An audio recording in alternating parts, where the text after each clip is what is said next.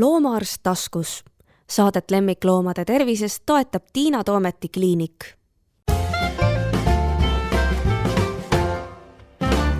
Tere! Kuulate podcasti Loomaarst taskus. Mina olen Tiina Toomet ja seekord minu vastas istub pereterapeut Meelike Saarna. Tere Meelike! Tere Tiina! Ma tükk aega mõtlesin selle saate peale ja see teema tundus mulle põnev võrrelda just lapsi ja koeri ja kellega ma siis ikka võrdlen kui inimesega, kes teab asju inimeste psühholoogiast, eks ma ise püüan siis nagu loomade psühholoogiast midagi siin juurde rääkida.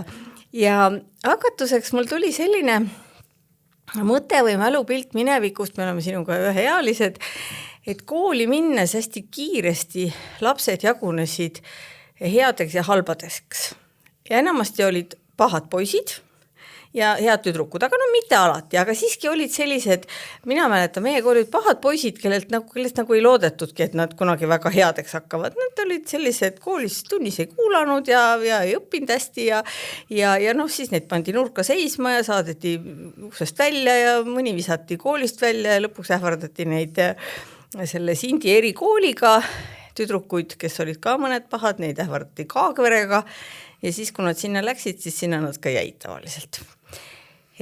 Läks aeg edasi, ka meie lapsed on ühevanused. Ja kui meie lapsed koolis käisid, siis oli see hästi palju muutunud. Et ma mäletan, et natuke kostus niisugust nurisemist, et lapsed enam ei kuula õpetajat ja kord on käest ära ja oli selline nagu kõva käe ihalust oli natuke tunda, aga mitte väga. Ja praegu tundub, et seda kõva kätt soovitakse veel rohkem, ühest küljest ma saan aru, et on igasuguseid koledaid kuritegusid, mida lapsed korda saadavad ja jääb mulje nagu neid ei saagi korrale kutsuda. Samas, tuues paralleeli siin koeramaailmasse, siis karistamine ju ei õpeta midagi. Ja asjadel on tavaliselt mingi põhjus. Et võt nüüd annan lõpuks ka sulle sõna, et kust see tuleb ja kas see, et me oleksime hästi kurjad, hästi sellised, range mõnikord peab olema, kas see nagu aitaks meid või mis meid aitaks üldse sellises olukorras, kus me praegu oleme? No kui ma kuulasin sind, siis ma mõtlesin selle peale, et kuidas moodi tõesti elu on muutunud, et sa tegid toreda ülevaate sellest, aga tõepoolest, et kui me mõtleme, et kuidas moodi perekondades lapsi kasvatatakse, millised on kasvatusmeetodid, mida üldse arvatakse sellest, et kuidas lapse kasvatamine käib, mismoodi head lapsed kasvavad, et siis see on ju väga palju muutunud. Nii et tõesti, et kui 80-ndatel, 90-ndatel oli palju seda, et lapsed kuidagi said palju rohkem vabadust, kui nad olid seni saanud ja siis tol ajal ma mäletan, oli isegi niisugune termin nagu Rootsi vaba kasvatus, millel oli nagu niisugune natuke halvustav märk, et see on see kasvatus, kus lapsed võivad teha, mis neile pähe tuleb ja mitte keegi neid ei keela ja lapsel on alati õigus ja nii edasi. Ühesõnaga, et mida mina näen ka vanemate koolitajana, näen seda, et ühelt poolt on siin see, et tõesti me tuleme totalitaarsest ühiskonnast, kus on selge, et on karistused ja ka karmid karistused ja piirid on nagu hästi jäigad ja nii edasi, eks ole. Nüüd, kui me elame vabas maailmas, siis loomulikult ega siis see, mis toimub ühiskonnas, see toimub ju alati perekonnas ka.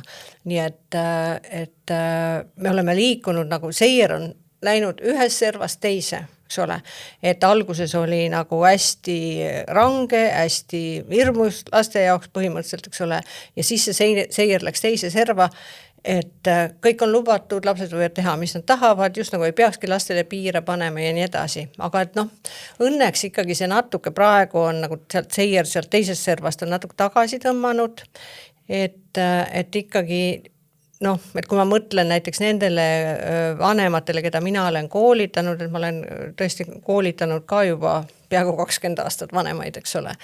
Ja et tõesti niisugust humanistliku psühholoogia võidukäik on tegelikult selle nimi, ma ütleksin, eks ole, mis tähendab seda, et Carl Rogersist alates, eks ole, et kes kelle põhistatement ju oligi see, et inimene on loodud väärikaks olendiks ja see väärikas olend on võimeline eneseaktualisatsiooniks ehk siis eneseteostuseks ja kõikideks enda realiseerimiseks kõige paremal viisil. Aga et selle taustal on ju see, et inimesest tuleb lugu pidada, eks ole, kohe kui inimesest ei peeta lugu, kohe hakkavad juhtuma mingid teised asjad, eks ole,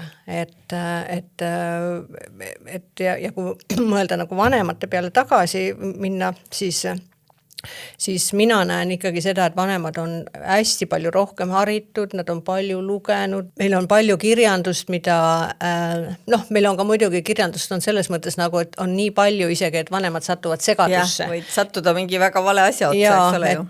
Et mida ma siis loen, aga minul on hästi kindlad soovitused.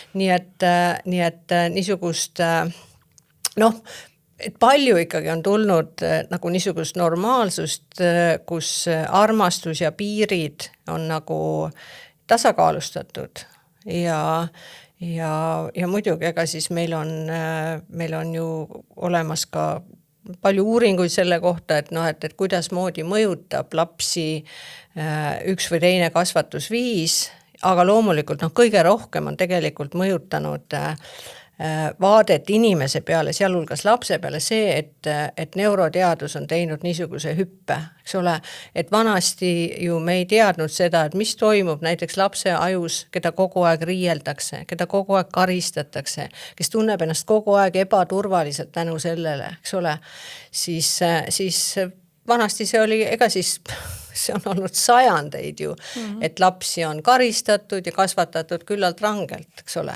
Aga et see kiht, humanistliku psühholoogia kiht on väga õhuke ju tegelikult, kuskil eelmise sajandi 60-ndatest, okei, võime ka öelda, et 50-ndatest, aga ikkagi see on väga õhuke kiht. Aga ma nüüd räägin ka liiga pikalt võib-olla, aga et ma kommenteerin veel korra seda, mis sa tõid sisse selle raske teema, et mis siis et kostab hääli, et just nagu oleks mingit kõva kätt vaja. Et see on ilmselt seotud ikkagi sellega, et osa sellest, laps ei kasva ikkagi pätiks, laps ei kasva kurjategijaks, kui tema kodus valitsevad normaalsed suhted ja kui last on koheldud nii nagu väärikat inimest, kes väärib lugupidamist, armastust ja piire, eks ole, ja siis ta õpib need ära. Aga et kui me mõtleme, milline aeg meil on, aeg on liigestest lahti, eks ole, nagu luuletaja ütleb, aga et nii palju on ärevust, vanemad ei suuda olla laste jaoks kohal, see kõik mõjutab. Siin 2 korda kõlas see sõna piirid, mis mulle väga meeldib, et sinna ma tahtsingi jutu viia, et kui meil oli teema see, et me natukene võrdleme siin koera ja last, palun vabandust, aga minule tundub, et see ei ole üldse kohatu võrdnus ja kuna ma tean, et sul on olnud ka palju koeri ja mina jälle olen kasvatanud oma lapsi nagu koeri, ausalt.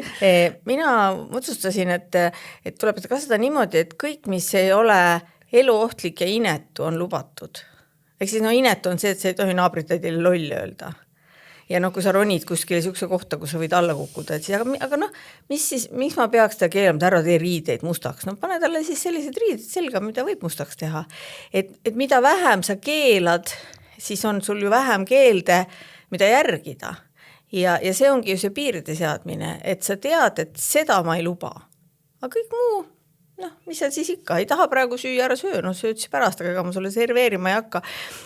Ma ei tea, kui õigel teel ma olen olnud, aga enam-vähem inimeseks nad on kasvanud. Nüüd koertest rääkides, siis see piiride jutt, et see mulle tegelikult õudselt meeldib. Ja ma ei tea, kas see käib ka laste kohta, nüüd sa saad mulle siin vastu vaielda või öelda, et jah, nii on, et tegelikult sellel väiksel inimesel ja väiksel loomal on natuke lihtsam elu alguses, kui need piirid ikkagi on olemas.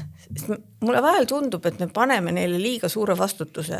Tahad sa panna seda kleiti, teist kleiti, kolmandat kleiti, mida sa süüa tahad, koera puhul samamoodi, mida sa tahad. Koer eriti on selline, kellele ikkagi väga meeldib, kui omanik ütleb talle, mitte kõike alati, aga siiski suhteliselt palju. Ta tahab nagu loota meie peale, et mina olen see, kes teda kusagile edasi juhib. Vaat ma ei tea, kas see paralleel on nagu pädev ka lapse minu jaoks on see paralleel eriti arvestades seda, et mul et mul praegu see koer, kes mul praegu on järjekorras number 5, nii et mul on olnud päris palju koeri, et vahepeal oli ka 2 koera korraga, nii et ja nii nagu laste kasvatamises, nii on ju ka, sina tead seda paremini, aga koerte kasvatuses on ju praegu ka väga ka erinevad koolkonnad, eks ole, et osad on väga trilli peal ja osad on ka niisuguse mõistliku nagu, et mulle meeldib koerte puhul, nii nagu lastegi puhul, mõelda sellele, et igal ühel meist on vajadused, eks, ja me peame vaatama seda, et kas vajadused on kaetud, eks ole, et kui laps teeb midagi, mis ei ole okei, siis mul peab olema arusaam sellest, et mis on selle käitumise tagamaa, eks ole, et kui näiteks väike tegelane lööb isa või ema, siis on hästi tavaline, et isa ja ema ütlevad, et ei tohi lüüa.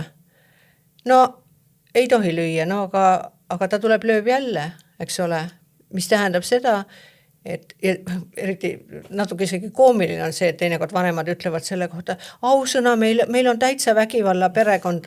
Vägivallatu. Ei, meil mitte keegi vägivalda ei kasuta, aga laps lööb meid, et mis see võiks tähendada. See tähendab lihtsalt seda, et selle löömise taga on üks sõnum, mis on tõlkimata, me peame selle ära tõlkima, eks ole, mis sel lapsel on puudu, kas ta tahab tähelepanu, on tal kakahäda, tahab ta, mis tal on, eks ole, jah, ega inimene on vajaduspõhine tegelane, et ta selle järgi käitub. Korsets ükskord nii toredasti ühes oma saates ütles, et ega jänes niisama mööda metsa ei jookse, eks ole, tal on mingi vajadus, kas tahab süüa või paarilist või otsib magamiskohta või kakamiskohta või eks ole, ja inimene on täpselt samamoodi ja kui ma siis saan aru, mis sel lapsel on puudu, eks ole, muidugi ma saan öelda, et lüüa ei tohi, aga sellega ma ei saa piirduda ja loomadega on ju täpselt samamoodi, eks ole, et koer võib teha ka midagi, mis koer on impulsiivne tegelane, eks ole, ta võib teha midagi ja kui ma teda siis lihtsalt, ma ei tea, karjatan ta peale, et ei tohi, no ta ehmatab, aga ega ta aru ei saa, eks ole. Nii et koerte ja laste puhul on, ja üldse inimese puhul, üldse elava olendi puhul on see hästi oluline, et me vaataks nagu laia pilti, sest et ega pealt ei paista, eks ole. Vaatan lapsele otsa, koerale otsa, mehele otsa, ega pealt ei paista, mis ta mõtleb, mis ta tunneb, eks ole. No natukene paistab, kui ma teda, juba on ta tuttav mulle, eks ole. Aga et see, mis on sees varjus, et seda suured inimesed saavad rääkida, aga väikeste inimeste puhul me peame selle ise nagu kindlaks tegema. No see jälle, kui sa sellest löömisest räägid, siis minul toob ka paralleelselt, kuidas kutsikad ju kõik hammustavad. Ise mäletad, kutsika koolis ka see oli põhiline kurtmine ja issand, ta muudku hammustab meid ja kogu aeg hammustab, miks ta meid nii otseselt hammustab. Siis püüan ka seletada, et ta ei taha võimu, ta ei taha teid ära süüa, tal ei ole ühtegi kurja kavatsust. Ta on lihtsalt ära õppinud selle, et kui ta niisama teid ilusa näoga vaatab, siis ta mõtled, mul õnneks on 5 minutit rahu, et ta ei rabele, aga kui ta võtab teil, eks ole, jalast kinni hammastega, siis te ju reageerite ja isegi kui te reageerite pahaselt, karjatate tõesti, mis sa teed paha koer, siis tegelikult ta sai seda, mida ta otsima tuli, ehk tähelepanu. Nii et see paralleel vist täiesti kehtib nii kui võrtega laste puhul ja ma olen ise seda mõelnud, et kui lapsed mängisid ilusasti vaikselt, siis ükski ema ega isa ei lähe vaatama, et kuidas nad mängivad, siis mõtled, nad mängivad, kõik on hästi. Ja siis üks vend annab teisele mingi legoklotsiga vastu pead ja algab õudne kisa ja siis tulevad vanemad kohe vaatama, et mis juhtus, ehk siis kohe tekib see õpitud käitumine, et tuleb kõvasti karjuda, siis vanemad tulevad, eks. Et see on minu meelest jälle täiesti täpselt sama paralleel, nagu on koerte puhul. Jaa, see on hästi sarnane, jah. Aga et seal on ikka nii nagu laste puhul, nii kutsikate puhul ka, et algusest peale ikkagi me peame asju tegema nagu kohaselt. Ma ei tahaks öelda, et õigesti, sest et õige ja vale on, tead, kas seda on olemas. Aga et eakohaselt ja liigikohaselt. Eakohane on väga hea, sest et kui sa vahepeal mainisid seda piiride teemat, et mul oli see sees, et seal on hästi tähtis ju see, et lapsel peavad olema eakohased õigused, aga tal ei tohi olla kõiki õigusi, eks ole. Et ma ei küsi lapse käest, et kas sa tahad süüa, kas sa tahad magama minna, kas nüüd hakkame hambaid pesema, kas nüüd lähme õue. aga seda tihti tehakse. Aga et me lähme õue, me peseme hambad, me hakkame sööma, me lähme magama. See on vanemlik vastutus, see on vanemlik otsus. Aga see, et kas me paneme pidžaama või öösärgi või läheme liivakasti või mängutuppa, seda võib laps otsustada, eks ole. Ja et noh, et kui me algusest peale, vaata kutsikatega on ka see, et noh, et me peaksime algusest peale piiritlema. Eks sa ka kindlasti näed seda ju koerte pealt, et noh, muredega võidakse tulla siis, kui noh, koer on juba, noh, koera ea järgi juba nagu niisugune kas teismeline või täiskasvanud ja siis on nagu hädamajas, eks ole, oli armas kutsikas, aga nüüd on äkki 100 häda ja teismelistega lastega on ju samamoodi. Aga noh, siin on see Winnicoti, kes on väga eelmise sajandi ka 50 aastate väga tuntud psühhoanalüütik, et kes tõi nagu psühholoogiasse termini piisavalt hea ema, mida me nüüd laiendame, me räägime piisavalt heast vanemast ja me võime rääkida ka piisavast heast nagu koerakasvatajast, eks ole, või koeraomanikust, mis tähendab seda, et ma loomulikult armastan oma last, ma loomulikult igat pidi näitan talle oma hoolivust, aga et ma noh, mida suuremaks laps kasvab, seda rohkem ma pean tähelepanu pöörama sellele, et kuidas moodi inimeste maailmas ringi käiakse. No koer elab ka inimeste maailmas ja noh, koerte maailmas ka natukene või loomade maailmas, eks ole, et seal on võib-olla natuke teistmoodi, aga laste puhul, et noh, et me jõuaks sinna, et meil on taltsutamatud teismelised, eks ole, kes ei tea, mida oma energiaga teha ja ei oska ennast reguleerida ja noh, siin see nutiteema on muidugi siin kõrval, aga noh, seda ma ei võta praegu, aga et just see, et ma algusest peale lapsele selgitan seda, et jaa, et sa tahad igasuguseid asju, eks ole, sest et noh, kuni eelkooli eani lapse tahe on absoluutne. Ta nagu peab saama, mis ta tahab, eks ole, et ma pean saama, et ma tahan tahta, mulle meeldib tahta, aga et selle oma tahte kõrvale lükkamise tasapisi õpetamine step by step, eks ole, juba laps tõuseb jalgade peale, eks ole, siis ta hakkab asju lükkama, ta lükkab tabureti eest ära, näe, vaata, mul õnnestus, oi, mul on nii palju võimu, siis tahab vanaema ka eest ära lükata, eks ole, aga vanaema ei tohi lasta ennast lükata, vanaema ütleb, et aga ma tahan siin seista, eks ole, et see on nagu natuke koomiline näide selle, noh, et mismoodi me peame algusest peale seda nagu selgitama oma käitumise ja ka ütlemisega, et sina oled küll tähtis, aga teised on täpselt sama tähtsad. No jah, jälle paralleel koeramaailmaga, et kutsikad ju kõik tahaksid minna kohe teiste koertega sõbrunema, eks ole, ise ilmselt mäletad ka kutsikakoolist, et sunniti 3 tundi järjest istuma ja ei lastud midagi sõbrunema, aga lihtsalt jälle see, et nad õpiksid, et alati ei saa. Et sa võid hirmsasti tahta küll, aga alati ei saa, sest elu lihtsalt kahjuks on selline, et kõik ei ole sõbralikud ja et ei ole võimalik minna iga koera juurde tormata. Ja need koeraomanikud, kes on seda nagu lubanud, nad on olnud hästi toredad. Võt see ongi see, et ma olen nii tore, ma luban oma koerale kõike, siis nad on pärast selle varateismelisega, aga ka täiskasvanud koeraga hädas, sest kui koer näeb teist koera, siis tal on täiesti ükskõik, et tal on omanik selja taga, et ta lihtsalt paneb ühe jutiga selle teise koera juurde. Ja siis on nüüd, issand, miks mu koer ei oska käituda, me ei ole talle lihtsalt õpetanud seda elementaarset käitumist, et teise koera juurde ei tormata ummisjalu, eks ju. Noh, jälle ma arvan, et see on täpselt sama paralleel, et ta hirmsasti tahab, ta tahaks kõike, aga kõike lihtsalt ei saa. Ja seal on veel see raskus, nii vanaema raskus kui koeraomaniku raskus, et ma oma terapeudi töös ikka kohtun sellega, et nii raske on lastega, nii hirmus raske on nendega. Noh, see, et on raske, see tähendab tegelikult muidugi seda, et lihtsalt teadmisi on vähe ja et noh, teadmisi saab alati juurde ammutada. Ja aega. Ma arvan, et see on ka üks asi, mida ja kannatlikkust, eks ole.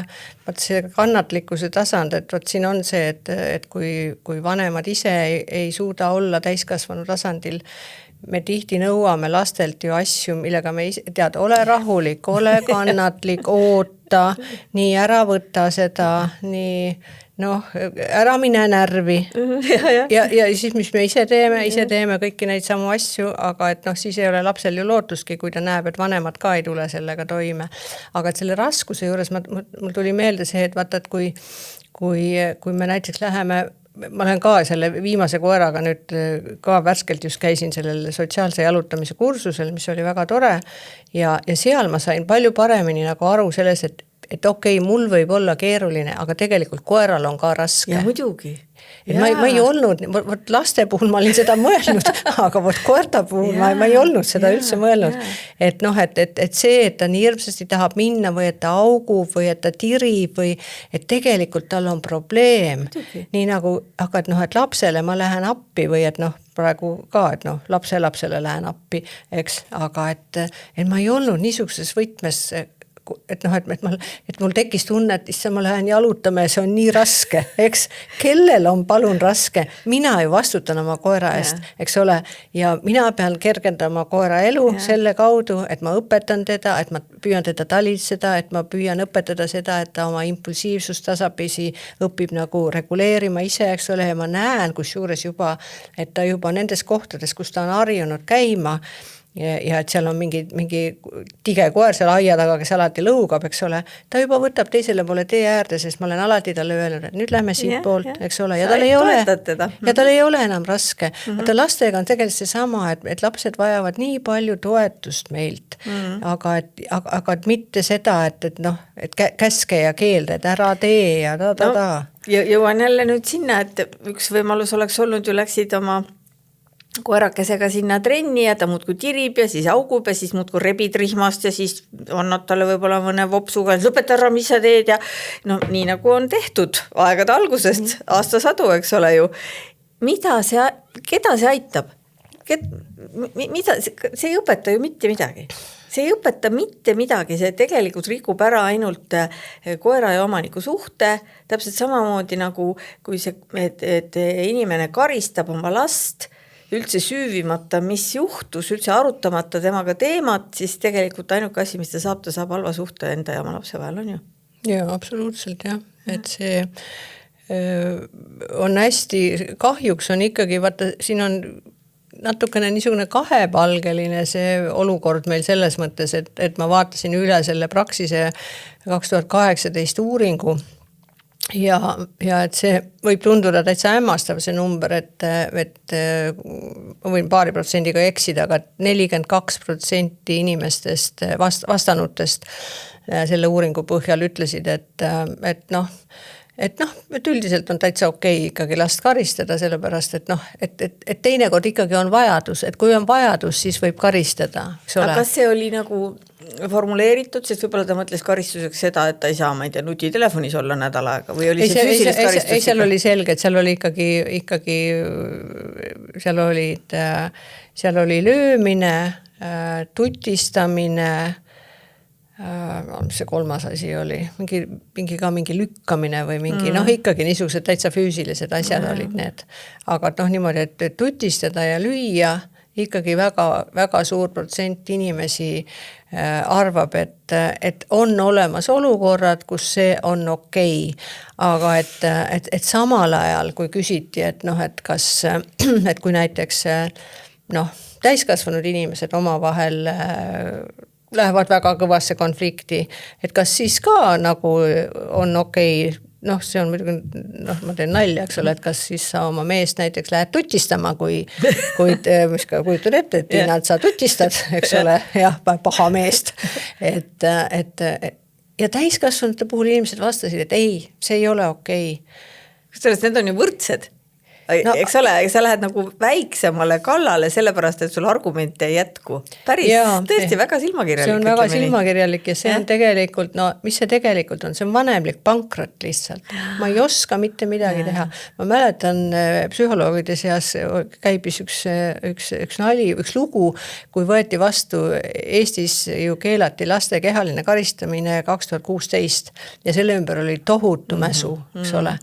Ja siis räägiti just nagu oleks olnud Sotsiaalministeeriumis üks isa, kes läks sotsminni ja ütles, et võtke mul lapsed ära, mina ilma karistamiseta nendega mitte midagi teha ei oska. Noh, et see on naljakas lugu, aga et väga eluline tegelikult. Aga et noh, mida on vaja ju teadmisi, on vaja õppida nägema, eks ole, seda, et mis selle lapsega tegelikult toimub ja panna, eks ole, noh, et kui me paneme ikkagi piire algusest peale, ma oma töös kohtun ka ju sellega, et tulevad teismeliste vanemad, et lapsed, noh, mitte midagi ei tee, ei korista, jumala eest ei oska muna praadida.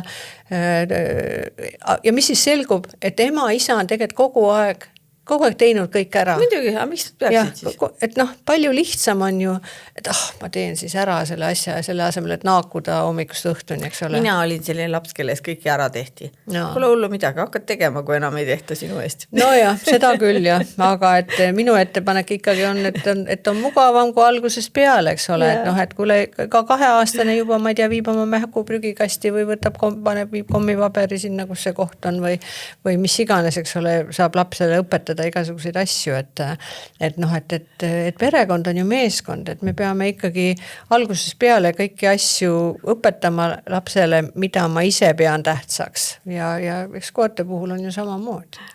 Aga nüüd tahan rääkida veel sellisest raskest teemast ka, et noh, praegu me oleme rääkinud sellest nii-öelda tavalisest lapsest ja tavalisest koerast, aga meil on ju väga palju ka selliseid nii-öelda ebatavalisi lapsi, kellel ongi võib-olla juba sünnist saadik mingid kerged sellised käitumise, noh, juba nii-öelda ei ole mitte õpitud võib-olla selline käitumishäire, vaid on ikkagi nagu juba selline peaju tasandil, no igatahes koertel on neid ka kindlasti on ja mitte vähe ja nüüd on nagu see lugu, et kui me sellise looma või lapse käitumist võtame kui pahategu ja karistame, siis minu meelest siis see kahju, mida me sooritame, on veel kordades suurem.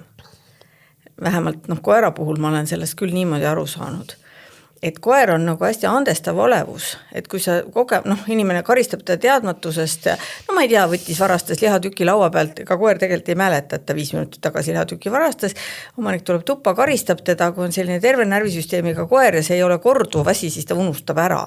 Aga kui meil on nüüd koer, kellel on mingisugune käitumishäire, mis tuleb tal juba nagu tema sündimisest, sest ma tean, et sa oled väga lähedalt kokku puutunud sellise asja, aga sinu koer oli ju see, kes ei kannatanud üksinda kodus olla.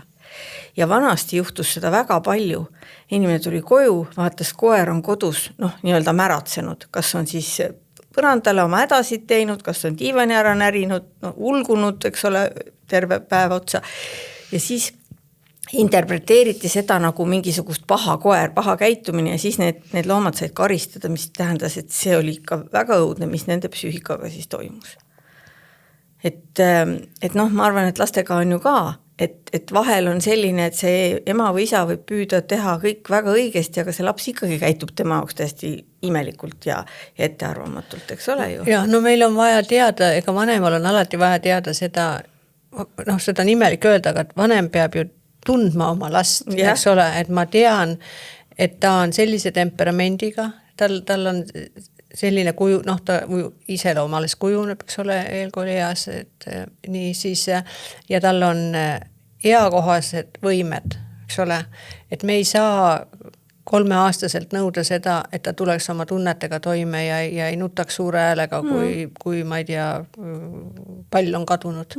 Ja et meil on vaja nagu arvestada teatud asju ja et kui laps saab karistada, see on hästi, hästi sage, et laps saab karistada tegelikult selle eest, et ta ei oska midagi, aga vanemad ei ole veel talle seda õpetanud. Täpselt koer ka. See on õppimata. Tal ei ole aimugi, mis ta tegema peab, aga nõutakse. Nii, et laps ei oska teha seda, mida vanem ei ole lapsele õpetanud ja mis laste puhul on just eakohasesse juures vaja arvestada, lapsel on eakohased lahendused, eks ole, ta teeb mingeid asju, oletame, et 2-3-aastane, kes veel ei söö päris kindlalt, ise vahel ikka teda aidatakse ja siis ta viskab lusika maha ja viskab pudru maha ja lükkab klaasi ümber. Ja see on laste või emade või isade arvates siis pahandus. Aga see tegelikult ei ole pahandus. See on lapse maailma uurimuslik käitumine, eks ole. Nii, kuidas puder kukub, kuidas klaas lendab, mis saab, kui vesi maha kukub, tuleb loik, väga huvitav, ja siis mis siis edasi saab, siis ema tuleb lapiga, ja siis mis siis veel saab, issi hakkab siis emmega riidlema, no ühesõnaga, et seal tekib mingisugune käitumisjärgnevus ja laps võib hakata seda näiteks lihtsalt kontrollima, noh nii nagu sa tõid enne selle näite, et koer ka ju õpib ära selle, et kui ta läheb, varastab selle tossu sealt esikust ära, siis kindlasti keegi tuleb tema juurde, eks ole, aga kui ta hea koer on ja pikutab, mitte keegi tema juurde ei tule, et lastel on selles mõttes see sama loogika, aga tõesti, et me peame arvestama lastega, et neil on oma lahendused, neil on heakohased lahendused ja see, et sinu lahendus ei ole see, mis on lapse lahendus, eks ole, et see lihtsalt kuulub selle kasvuperioodi juurde, ma saan muidugi siis näidata, et kuule vaata, et see on nii, lusikas käib laua peal, puder käib kausis, klaas käib või klaasi lapsele väiksele ei anna, et kruus käib, näed selle koha peal, eks ole. Ja kui ma kogu aeg ühtmoodi rahulikult seda seletan, vaata koertel on ju ka see, et ma pean rahulik olema. Et lastega on täpselt samamoodi, kui vanem on ärev, laps on ärev, koeraomanik on ärev, koer on ärev. No seal on üks ühine seos ja et ega siis lastel ei ole muud elu kui see elu, mida elavad täiskasvanud nende ümber, eks ole, kui kodus on mingi paanika, midagi on juhtunud, kõik on närvis, ma ei tea, isa ja ema hakkavad lahku minema või juba on läinud, seal võib 100 asja olla halvasti, eks ole, laps elab kõige selle sees, aga laps ei tea täpselt, mis toimub, ta lihtsalt reageerib nendele tunnetele, sellele pingele, sellele olukorrale ja tegelikult koer on samamoodi, eks ole. Absoluutselt. Sest mind on näiteks üks minu koertest on ammustanud ja see juhtus just siis, kui meil perekonnas juhtus mingi suur jama oli ja mina läksin tõesti närvi ja ma hakkasin karjuma ja koer oli minu lähedal ja ta ammustas mind käest. Eks ole, see oli tema reaktsioon selles olukorras. Frustratsioon tavaliselt, see, et ta ei oska käituda ja siis ta käitub kuidagi niiviisi. Nii et lapsed samamoodi. Ja siis on mulle selline mure ka veel, mis on nii laste kui koertega, et kui meie olime lapsed, mina elasin Rahumäel, kui mind Tallinna kesklinna toodi, siis oli suur sündmus, eks ju. Tänapäeva lapsi iiakse ei tea kuhu, mis on ühes tore, et vanemad tahavad oma lastega koos olla, aga võib-olla mõnikord on seda liiga palju ja koerte puhul täpselt samamoodi. Ma tõesti ei näe mingit vajadust koera kinno viia. Mul on kahju nendest koertest, keda lohistatakse läbi kaubanduskeskuste. No kui sul on see kaenlas istuv väike chihuahua, siis tal vist vahet ei ole, ta on omaniku ligi. Aga kui mul on selline keskmist kasvu koer, kes on seal inimeste jalgade vahel, on palju rahvast ja need lõhnad kõik, mis seal kõik on, et ma ei ole kindel, et neil alati on tore, et kas me peame neid viima. Ja siis loen ma veel mingisugusest loomainimeste grupist, et need tänapäeva koerad, et need ka nendest tehakse mingid lumehelbekesi, et mõni ei saa trenniplatsil üldse hakkama, et happi leht langeb ja lind laulab ja umbes, et tuleb nad kõik paika panna. Ja siis ma mõtlen, et see ei ole see koht. See loom võib-olla ei saagi hakkama mitte kunagi seal trenniplatsil. Sa oledki saanud omale sellise koera, kellega ei saagi trennis käia, sest tema psüühika ei pea sellele vastu. Ja nüüd ma jõuan selle sinu eelmise koerani, eks ole, ma saan küll aru, et tema tuli sinu juurde täiskasvanuna, et sa nagu kutsikana ei näinud. Ta oli 3-aastane. On ju, et mismoodi, et miks tal see üksindusahistus üldse välja arenes?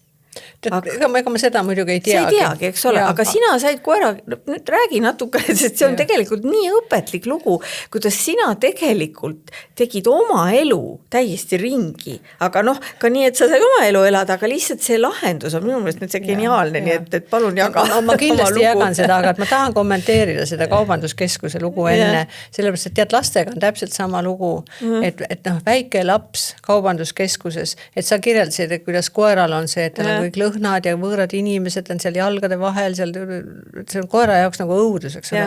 Ja vaata, kui väike laps võetakse kaasa kaubanduskeskuses, siis ta on täpselt sama hullus olukorras nagu see väike koer, seal on nii palju valgust, nii palju lõhnu, nii palju hääli, ta aju läheb hulluks selle kätte ja mida vanemad siis teevad, vanemad ütlevad, et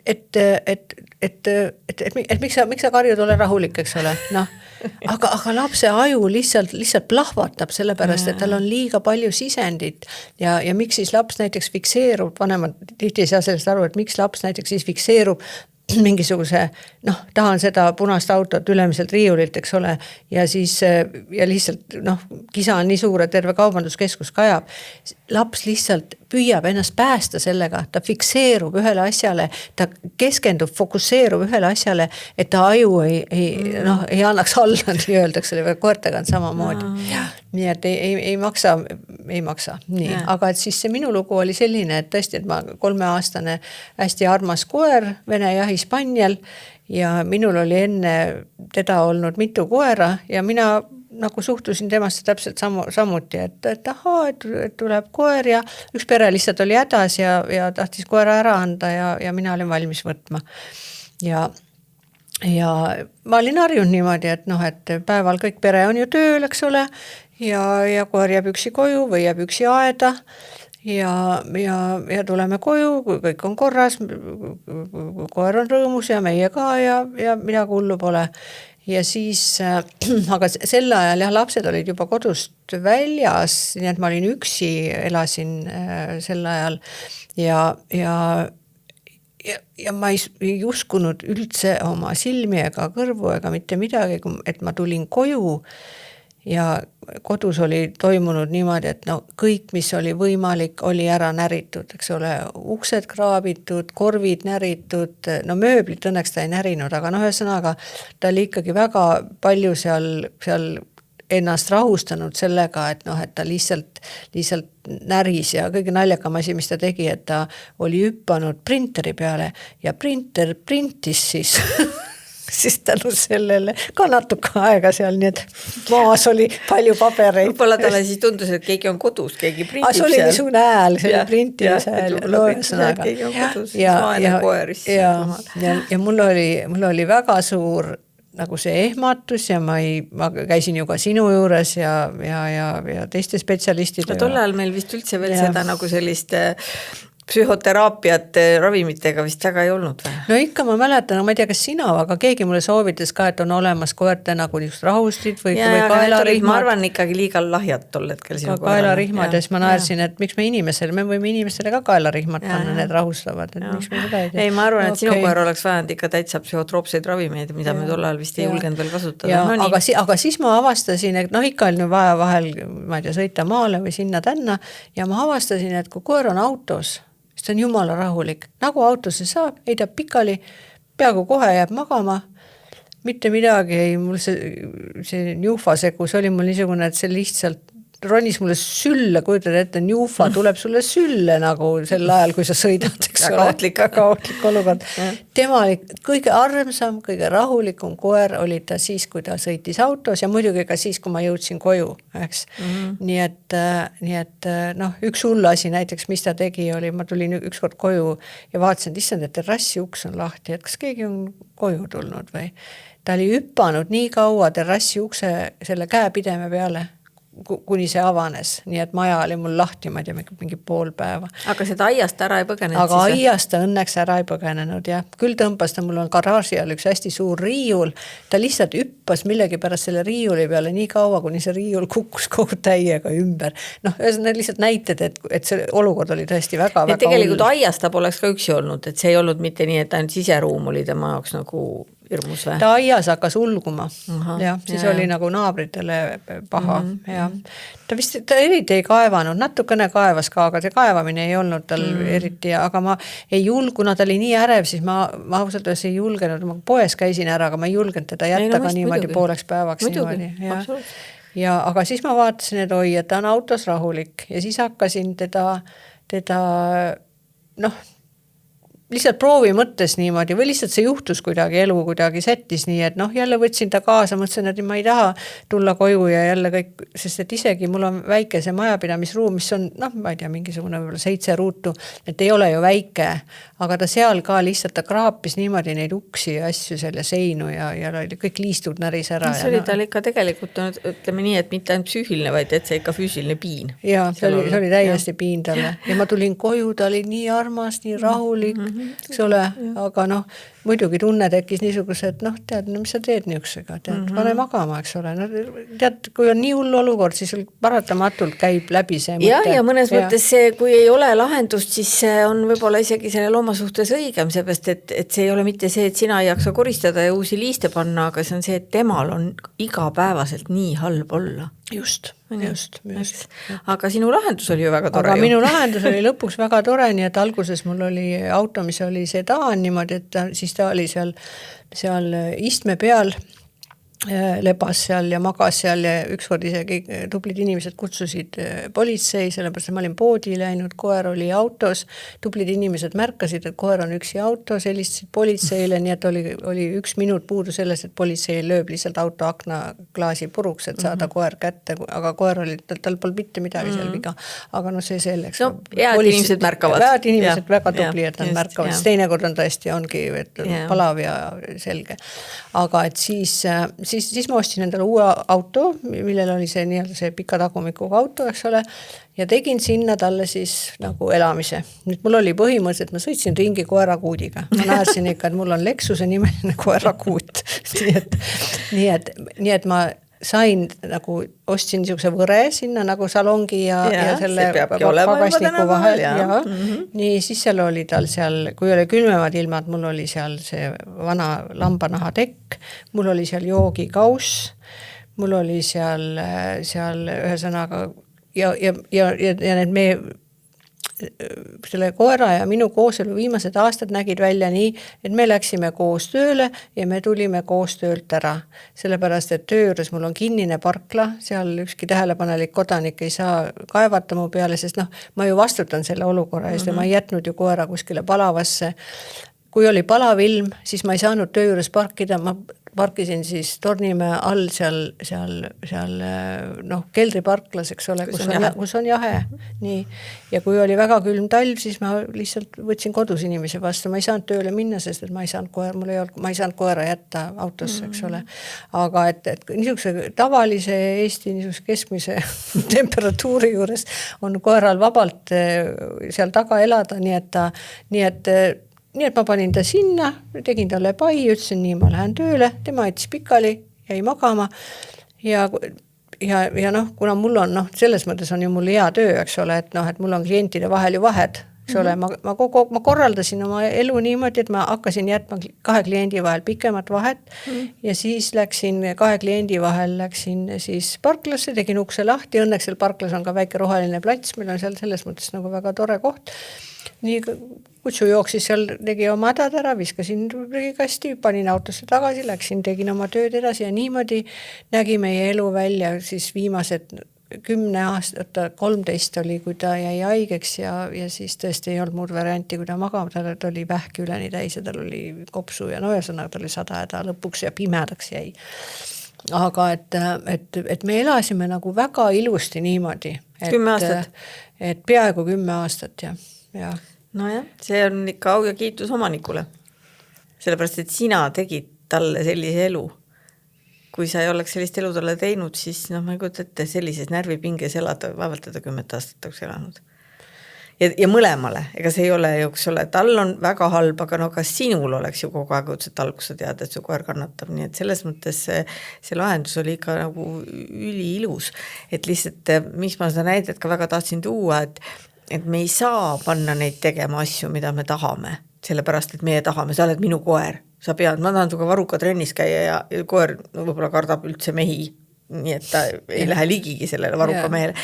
Et me peame arvestama isiksusega, eks ole, nii laste kui koerte puhul.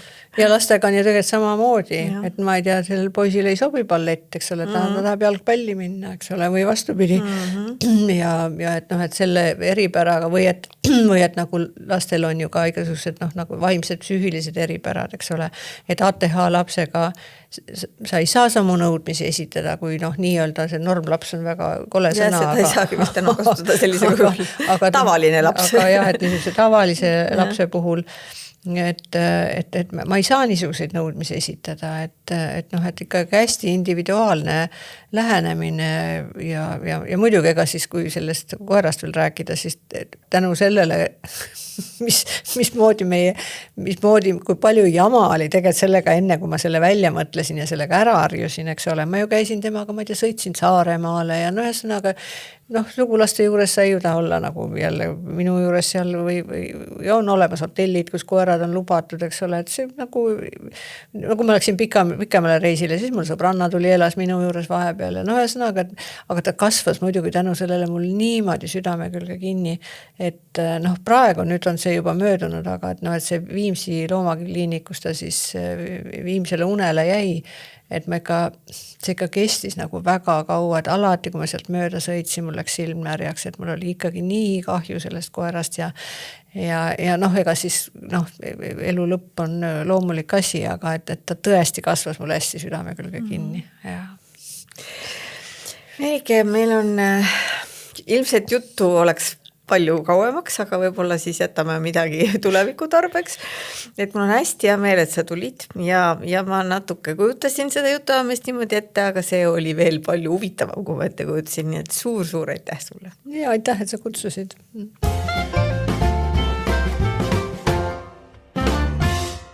Loomaarst taskus.